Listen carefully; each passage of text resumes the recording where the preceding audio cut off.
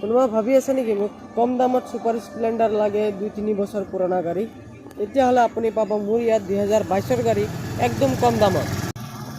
এখন চাব আৰু কণ্ডিশ্যন একদম অ'কে হৈ আছে, কালাৰ কণ্ডিশ্যন একদম অ'কে আছে। পিছফালৰ টায়াৰ চাব পাৰে একদম নতুন আছে, 2022ৰ গাড়ী। আপোনাক নম্বৰ প্লেটটো দেখাই দিলোঁ। গাড়ী কণ্ডিশ্যন অ'কে হৈ আছে, একো প্ৰব্লেম নাপায়। ইঞ্জিনো একদম অ'কে আছে, একো প্ৰব্লেম নাপায়। আগফালৰ টায়াৰটো আমি লগাই দিম নতুন, টেনশ্যন ল'ব নালাগে। এইটো মাত্ৰ আপোনালোকৰ ৰেটতে আহিব, 47ত আহিব। এইটো চব কিবা কৰি দিম, আপোনাৰ নামত কৰি দিম, গাড়ীৰ কাগজ পাতি চব অ'কে দিম।